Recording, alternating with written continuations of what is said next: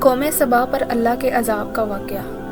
اہل سرار کی ایک قوم جسے قوم سبا بھی کہا جاتا ہے، اللہ تعالیٰ کی بے شمار نعمتوں کے اندر زندگی گزار رہی تھی۔ یہ قوم ایک عظیم تہذیب و تمدن کی مالک تھی۔ حضرت داؤد علیہ السلام اور حضرت سلیمان علیہ السلام کی باعظمت حکومت کے بعد ان کی حکومت زبان زد عام تھی۔ کہا جاتا ہے یہ لوگ گندم کے مغز سے آٹا پیس کر روٹیاں پکاتے تھے، لیکن اس کے برعکس وہ اس قدر اسراف کرنے والے اور ناشکر تھے کہ انہی روٹیوں کے ساتھ بچوں کا پخانہ صاف کرتے تھے۔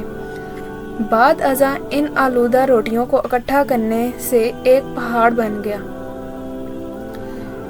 پھر ایک صالح شخص نے وہاں سے گزرتے ہوئے ایک عورت کو دیکھا جو روٹی کے ساتھ بچے کا پخانہ کے مقام کو صاف کر رہی تھی۔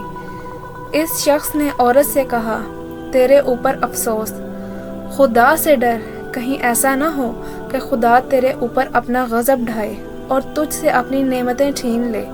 اس عورت نے جواب میں مذاق اڑایا اور مغرورانہ انداز میں کہا، جاؤ جاؤ، گویا کہ مجھے بھوک سے ڈرا رہے ہو۔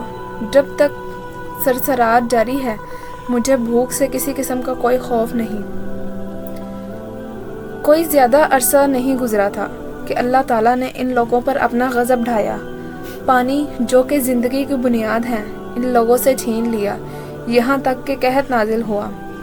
بات یہاں تک پہنچ گئی کہ ان کی ذخیرہ کی ہوئی تمام غذا ختم ہو گئی۔ آخر کار وہ مجبور ہو گئے کہ انہیں آلودہ روٹیوں پر ٹوٹ پڑے جو ان لوگوں نے اکٹھی کر کے پہاڑ کی مانند ڈھیر لگایا ہوا تھا، بلکہ وہاں سے روٹی لینے کے لیے صف لگتی تاکہ ہر کوئی وہاں سے اپنے حصے کی روٹیاں لے سکے۔ کفران نعمت، قحط اور ان کی بدحالی کے بارے میں متعدد روایات موجود ہیں۔ سورہ نحل کی ایک آیت 112 اور 113 میں یوں ارشاد ہوا ہے، اور اللہ نے اس بستی کی مثال بیان کی ہے جو محفوظ اور مطمئن تھی اور اس کا رزق ہر طرف سے باقاعدہ آ رہا تھا، لیکن اس بستی کے رہنے والوں نے اللہ کی نعمتوں کا انکار کیا تو خدا نے انہیں بھوک اور پیاس کا مزہ چکھایا، صرف ان کے ان اعمال کی بنا پر کہ جو وہ انجام دے رہے تھے، اور یقیناً ان کے پاس رسول آیا تو ان لوگوں نے ان کو جھٹلایا تو پھر ان تک عذاب آ پہنچا۔ یہ سب ظلم کرنے والے تھے۔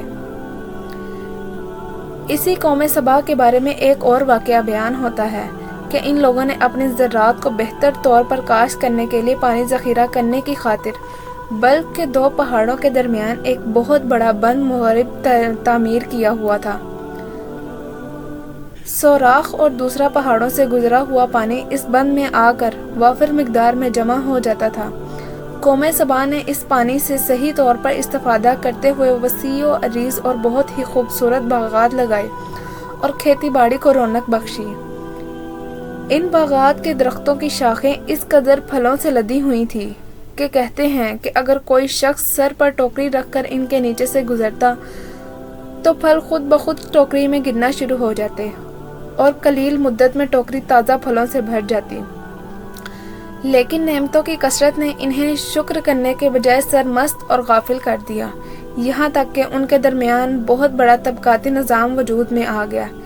ان میں سے صاحب اقتدار لوگوں نے کمزوروں اور ضعیفوں کا خون چوسنا شروع کر دیا، یہاں تک کہ ان لوگوں نے خدا سے ایک احمقانہ التماس کی جس کا ذکر سورہ سبا کی آیت نمبر 19 میں ملتا ہے۔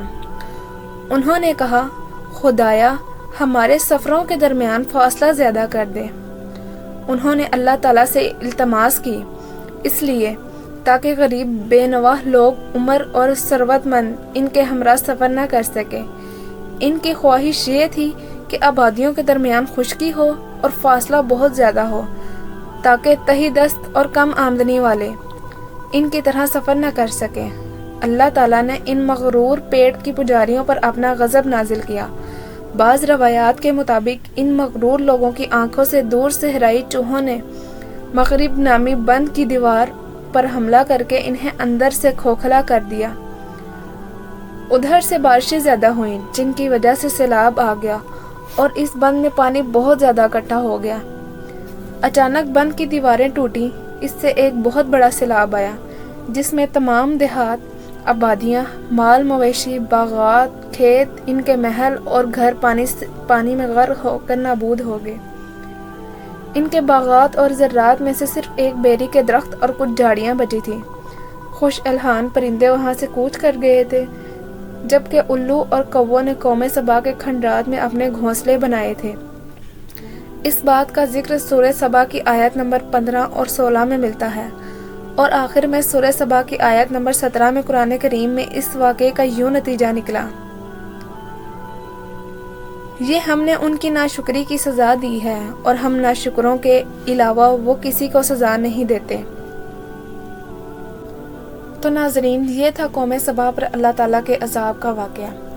ان کی ناشکری نے انہیں غافل کر دیا تو اللہ تعالیٰ نے انہیں عذاب میں مبتلا کر دیا۔